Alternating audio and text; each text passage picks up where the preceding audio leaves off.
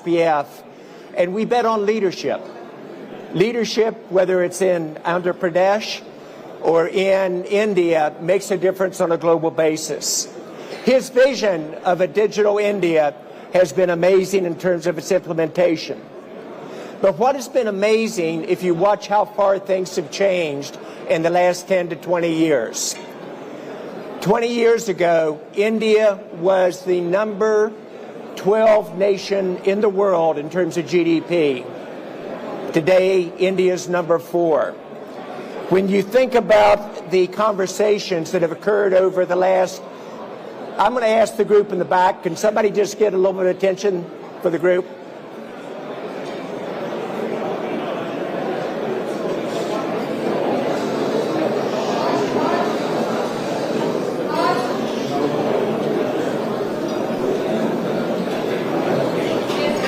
All right, I thank you very much. Thank you, Mukesh. You can do multiple jobs very well. But when you think about how much has changed in India over the last 10 to 20 years, it has been amazing. It isn't just the economic direction of the country. It is the innovation engine and the ability to dream and make dreams come true. We've had great conversations over the last 2 days here with government leaders, both on a national and an individual state level. But I've never been more optimistic about India's future than I am right now at this moment in time. And the reason for this optimism is the culture of this country. Every challenge that has been outlined for this country's future by Prime Minister Modi has been achieved on schedule or way ahead of schedule. Economic growth is achieved, like I said, from number 12 to number 4, and it will be the number 1 nation in the world in terms of GDP during our lifetimes. Startups, we talked about Startup India, and a dream that candidly, Mukesh, as you know, we were not a good startup nation. There were very few IBOs in India, very few startups, and if you don't have startups, you don't have the next generation of high-tech companies or a business. Today, guess what the number 1 country in the world in terms of new IPOs are? It's India.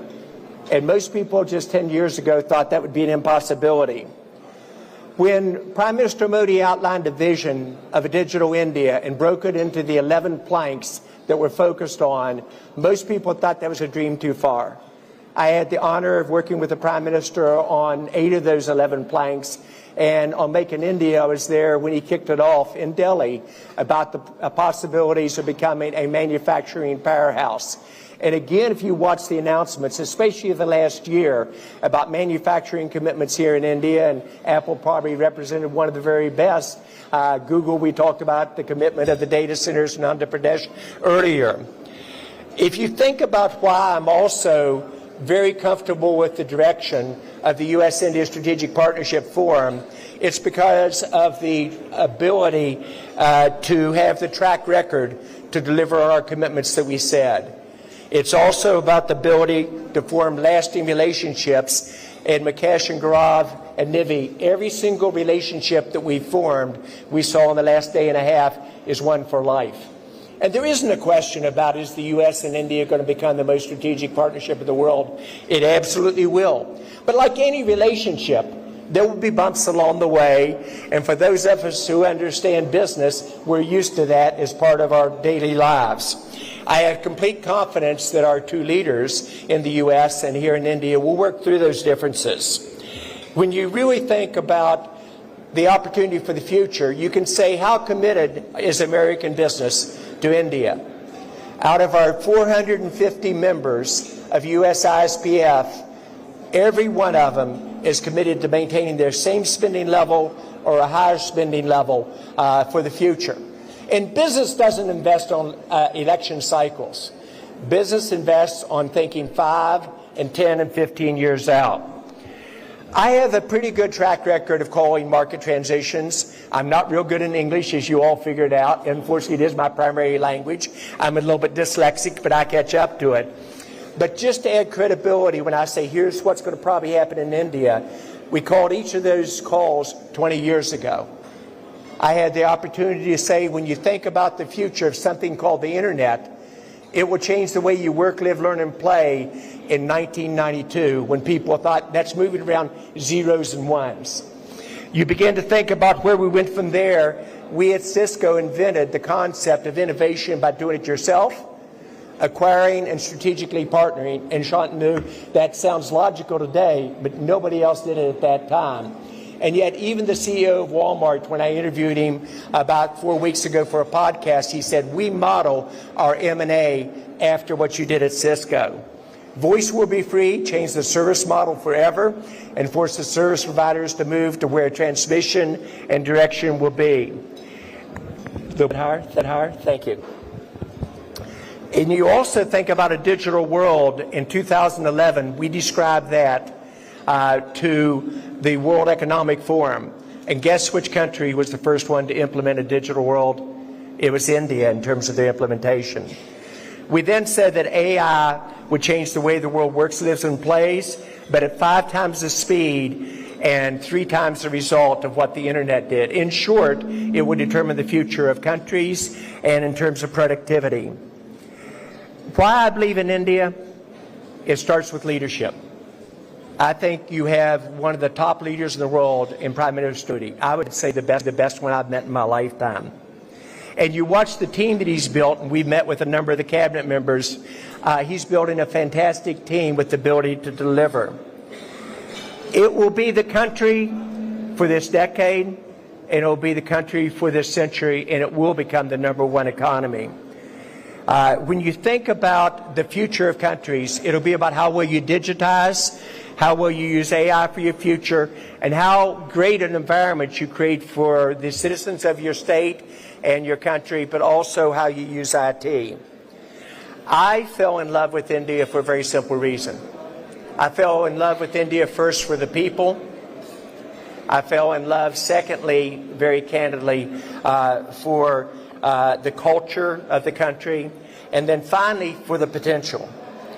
So it's possible I'm going to be wrong about India's future, but I don't think so. Market transitions, I do get right.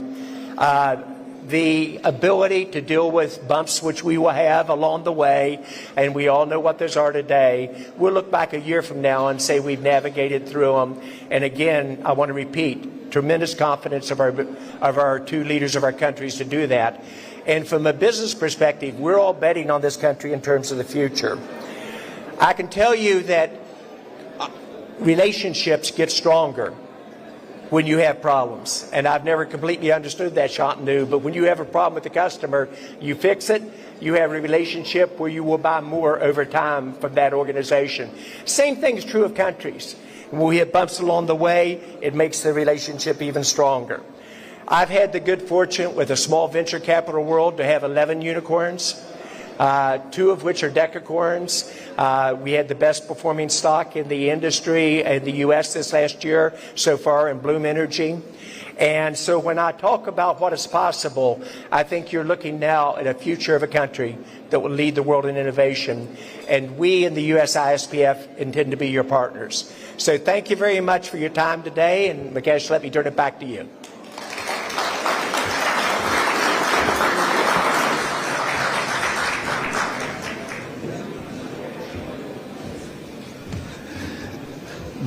John, thank you very much. And we get into our fireside chat, and I'm delighted to basically introduce our chief guest this evening, Shri Nara Lokesh, a graduate of Carnegie Mellon and Stanford, who has basically got into building a state of Andhra Pradesh as the fastest growing state in the country. This year they have gotten commitment of over $120 billion of investment. Google announced last week a $15 billion data center and AI center itself. And with the speed he's moving, in fact, as a Minister of HRD and Technology, he has basically focused on building state of Andhra Pradesh in a not just ease of doing business, but the speed of doing business itself. So we are delighted that you could join us this evening. I welcome you to the stage. Please join us here.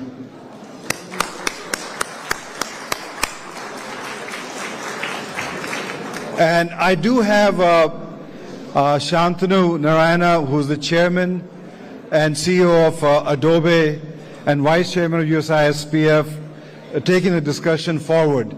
Can I request people in the back, just please pay some attention. Please, at least a courtesy to the minister, spend some time there. Thank you. Thank you so much. Are we on? Yeah. First, as Mukesh said, it's really a pleasure to be here. And thank you, John, and thank you, Mukesh, for your leadership with USISPF.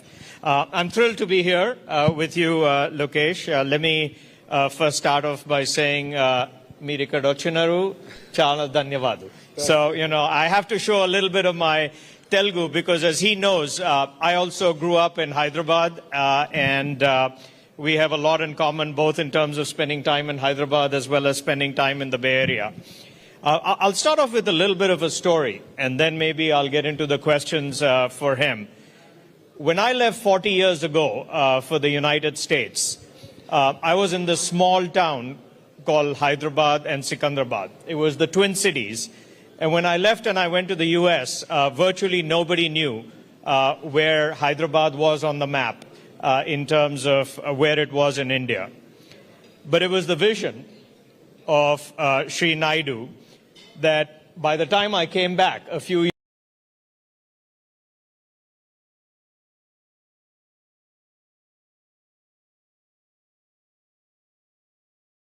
years, Hyderabad.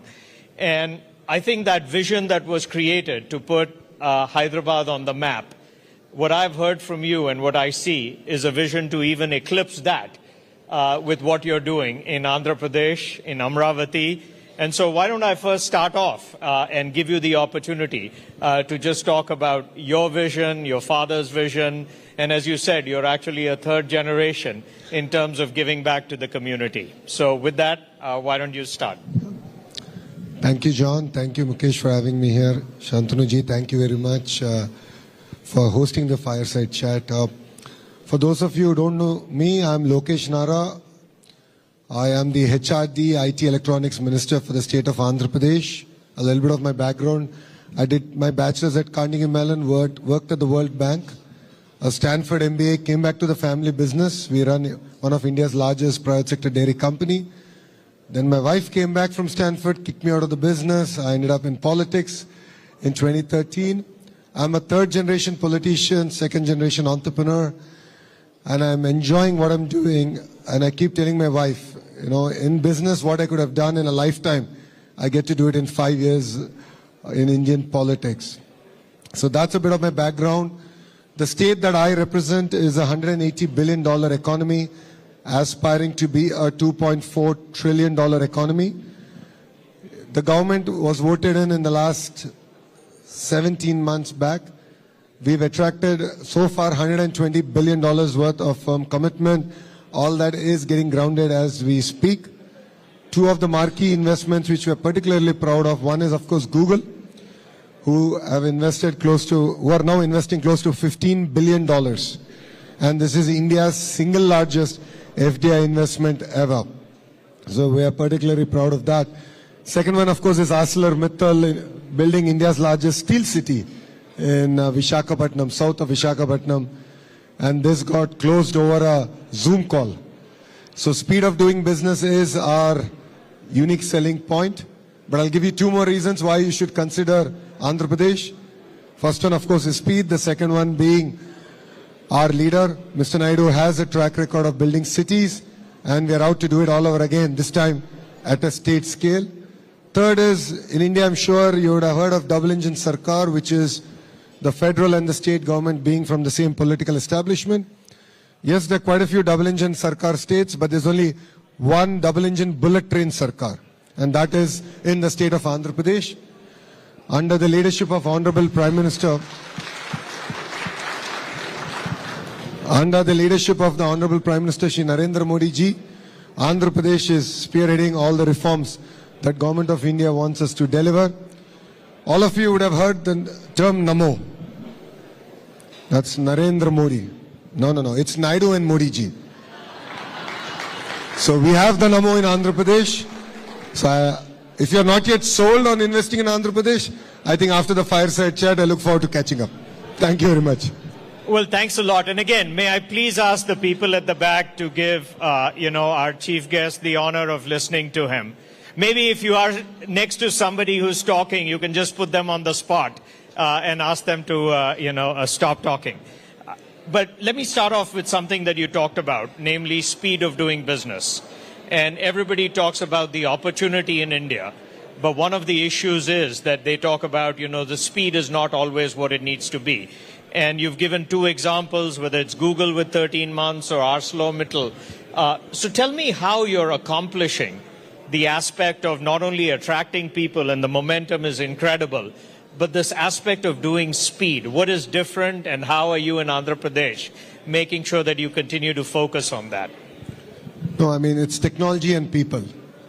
Technology comes in where we are looking at policies. We are using AI to compare it to other states. We are looking at coming up with best-in-class policy.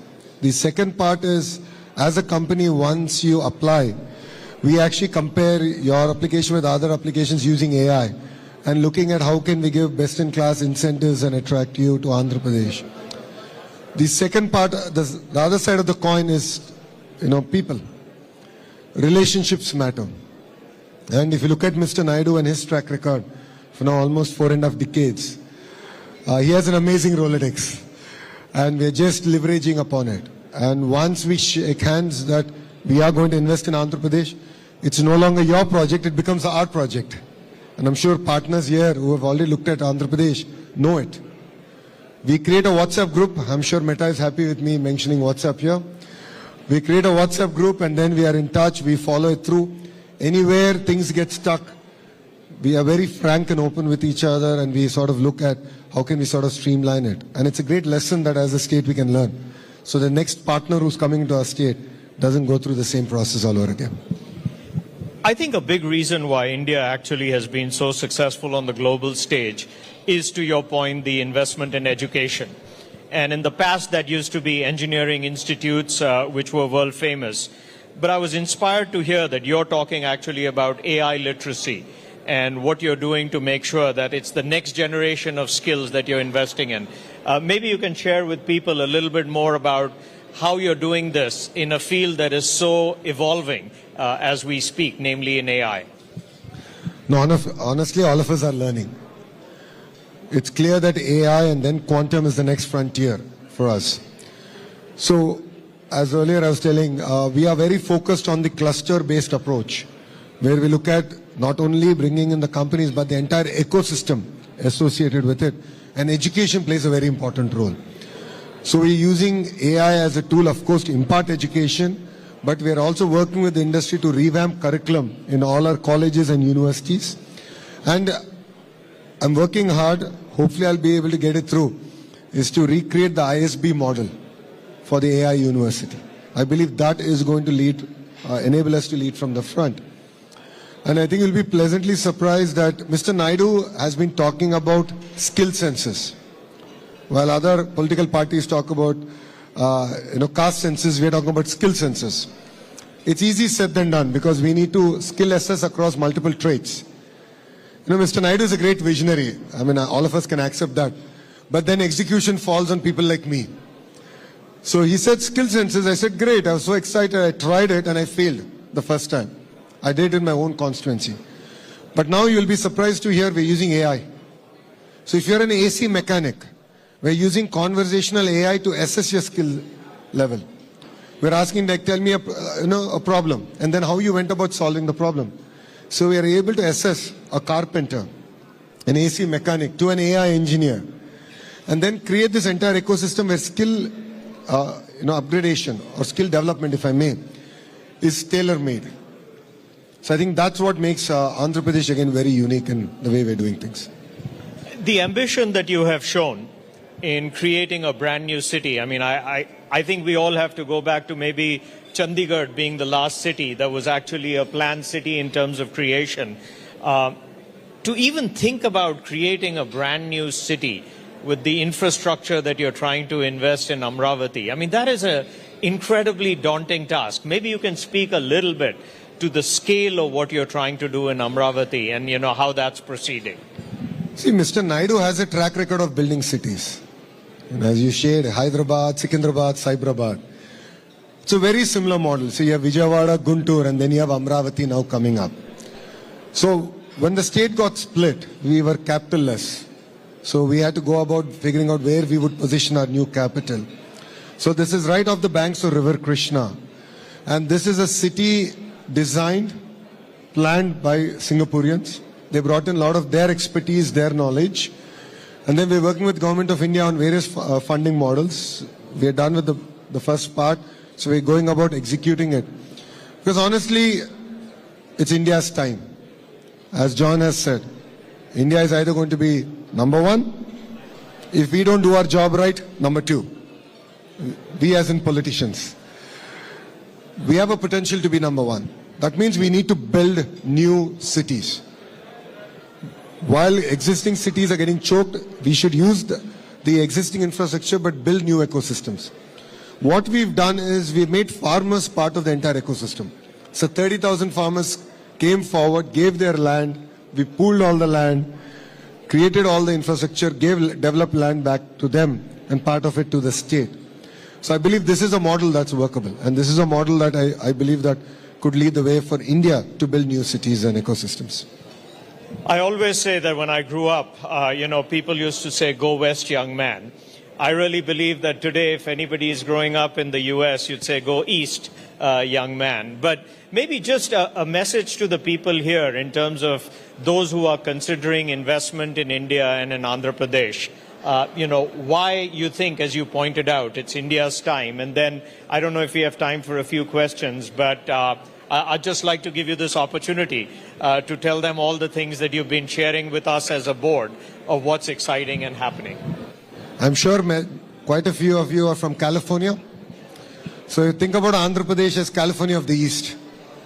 So we have an amazingly long coastline, a beautiful cities, ecosystem getting built across the state. For people who have followed Hyderabad and its growth trajectory, there's a leader who has a track record and is sharing with the board that it is India's time, and in India it is Andhra's time. What you're seeing is history getting created in front of your eyes. It could be with Google, it could be the project we have done with Meta, it could be the investment that ArcelorMittal is now doing. We are creating history. And I request all of you to come visit us, see what we are doing, and please don't miss this bus. Together we can create history. And coming back to John, India will be number one. The question is, can we do it before 2047? With that agenda, please come, visit us, and we'll make it a worthwhile trip together. Thank you. Thank you so much. Do we have time? If there's any questions, okay, maybe, do you have a few more minutes to ask? Okay.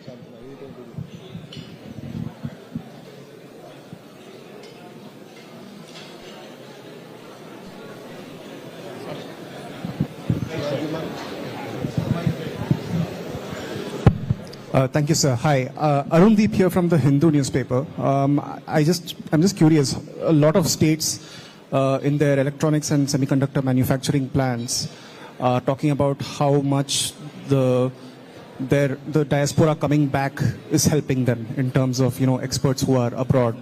So in Andhra, what has been the role in this industrial renewal of people who have spent a long time in the US coming back and being part of this new growth story?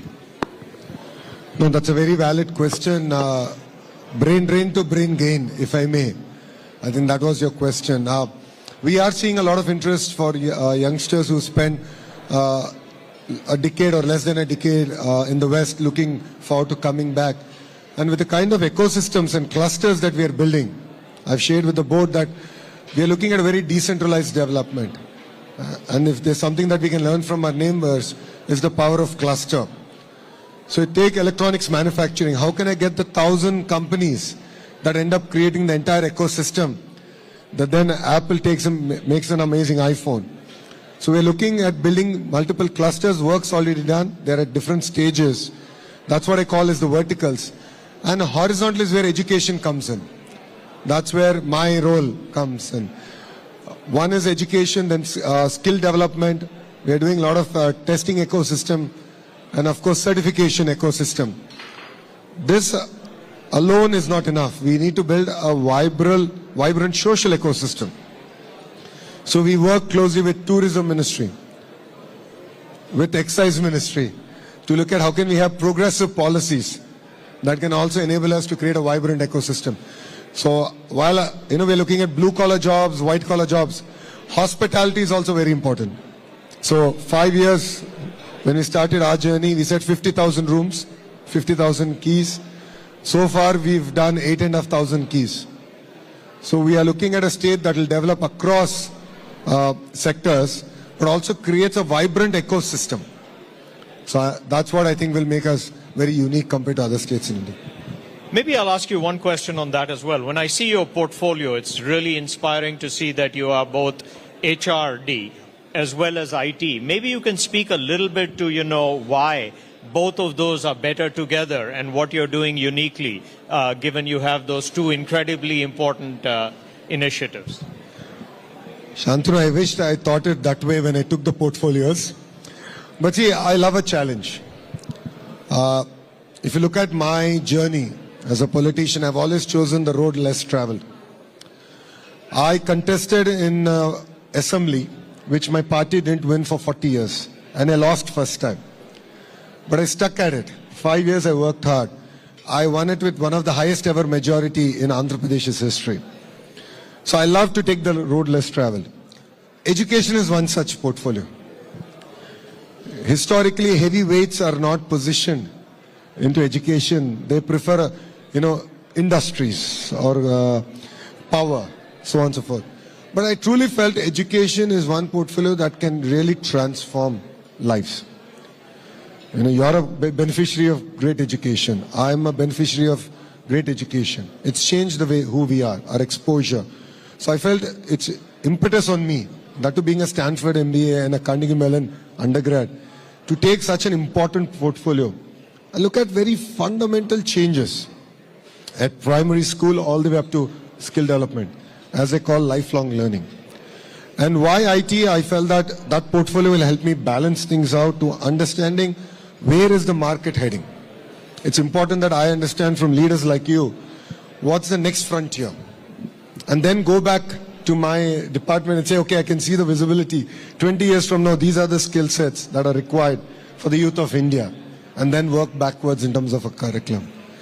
So yes, Andhra Pradesh, I think, is the only state which has HRD, IT under one minister. Thank you. Well, you've been extremely generous with your time, so thank you. You talked about Stanford and Carnegie Mellon. Hopefully you think HPS is still pretty good, in terms of what we were able to do, and I'm still a Manavadu in terms of, being part of you. But please, let's give him a round of applause. Thank you so much for being here. Thank you, Shantanu.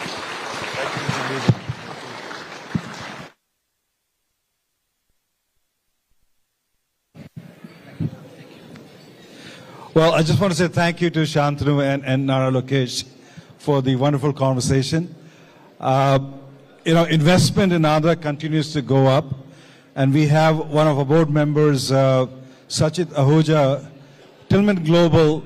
They are committing to invest 15,000 crore in Andhra Pradesh.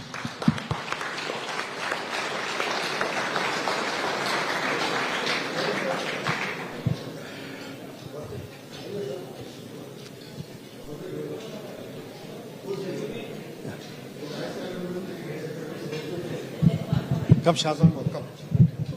Yeah? Once that's over, then we'll take a picture. Why don't we join us? No. Balance our photo. Please, come this way. Come down this way. I'll grab the mic. There you go.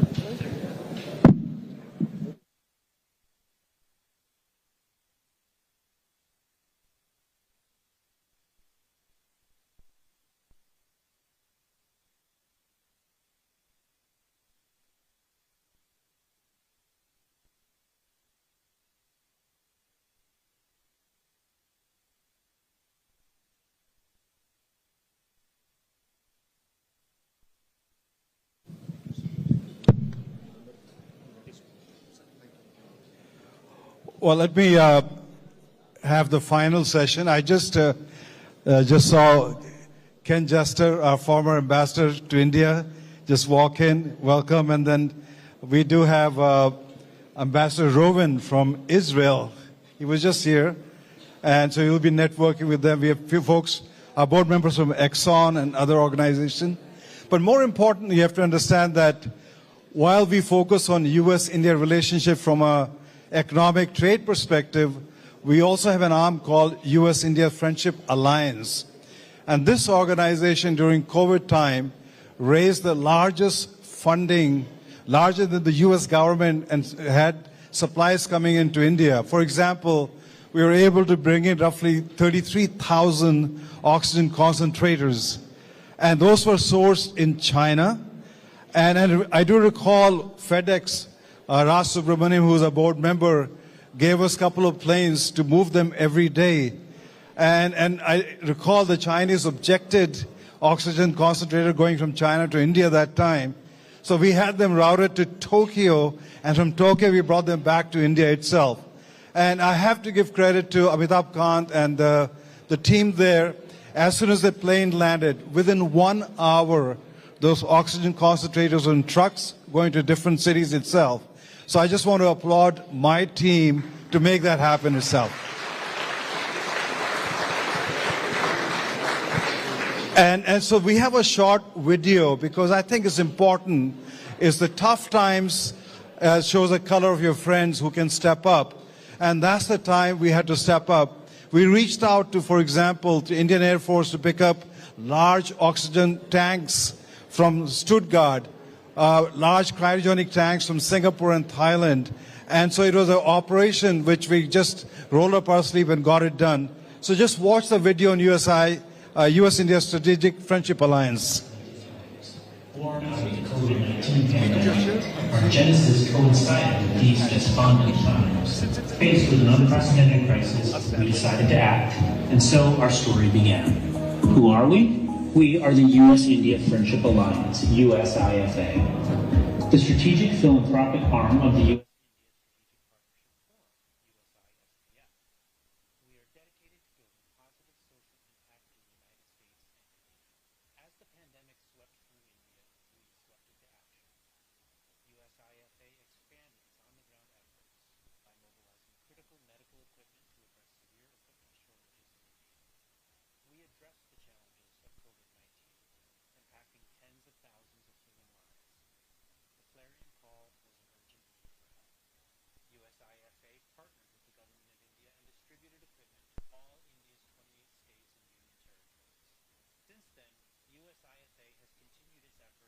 Improve lives, build opportunities, and strengthen the partnership between the United States and India. We provided livelihood support to 5,000 impoverished widows under the Lumba Foundation to become economically independent through skills training in a range of sectors. We supported rural artisans in Gujarat through a partnership with Anand National University to upskill artisans, support sustainable livelihoods, and preserve cultural heritage. We donated computer sets to underserved schools in India's Darjeeling region. USIFA's mission is to strengthen the bridge between two leading democracies underpinned by shared democratic values. We intend to deepen people-to-people ties, which drive positive impact in both countries through cultural exchanges, economic ties, and skills exchanges. However, we can't do this alone. We are not just counting on you, but we need you. We have dedicated our time and resources towards underserved communities. USIFA is founded on the belief that when corporate purpose aligns with shared national and global priorities, it can become a powerful catalyst for stronger bilateral relations and inclusive growth. So don't just witness the change, come and be part of the change. Join us in 2026. Connect with us at usifa.org and Friendship Alliance at usispf.org.